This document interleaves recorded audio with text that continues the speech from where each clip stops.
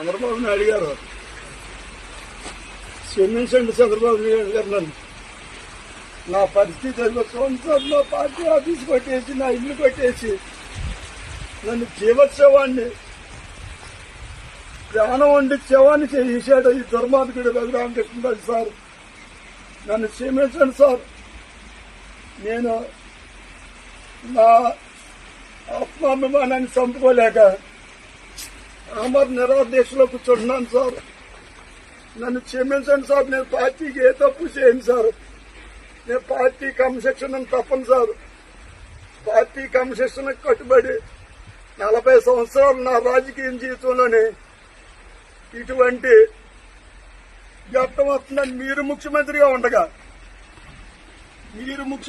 ఉండగా నాకు ఈ పరిస్థితి వస్తుందని నేను కళ్ళలో కూడా అనుకోలేదు. చంద్రబాబు నాయుడు గారు నన్ను క్షమించండి.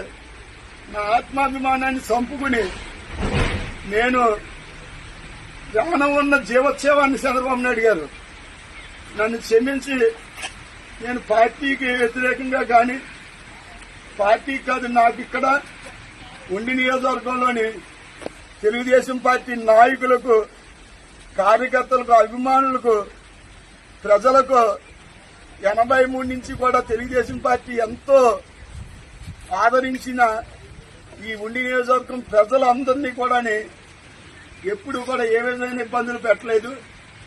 ఈ దుర్మార్గుడు 19 సంవత్సరాల నుంచి 19 నెలల నుంచి పెట్టేటి హింసలు భరించలేక పార్టీని కాపాడుకోవడం కోసం నేను ఉండి నియోజకవర్గంలో తెలుగుదేశం పార్టీకి నాయకులకి, కార్యకర్తలకి, అభిమానులకి, పేదలు ఇల్లు కొట్టేస్తున్నాడు సార్. ప్రార్థనా మందిరాలను పడగొట్టేస్తున్నాడు సార్. సైకోలేక ఎవరించేతను ఇక తట్టుకోలేక అందరికీ చెప్పాను సార్. విజిల్ ఇంటెలిజెన్స్ వాళ్ళకి కూడా అందరికీ ఇలా జరుగుతున్నది, హైకమాండ్ దృష్టికి తీసుకెళ్లమన్నాను సార్. అందరికీ తెలుసు సార్. జిల్లా ప్రెసిడెంట్ గారికి కూడా తెలుసు సార్ ఆయన చేసి పనులండి.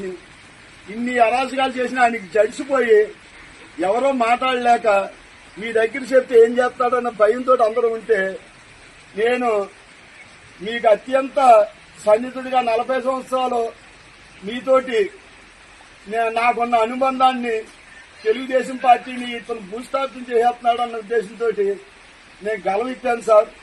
నన్ను గలవిప్పినందుకు ఇది పరిస్థితి ఇవాళ తీసుకొచ్చాడు సార్ ఈ దుర్మార్గుడు. నన్ను క్షమించి నేను చేసేటువంటి ఈ పవిత్రమైన ఆమరణ నిరాహార దీక్షకి మీరు నాకు అనుమతి ఇవ్వాల్సిందిగా హృదయపూర్వకంగా కోరుకుంటున్నాను చంద్రబాబు నాయుడు గారు.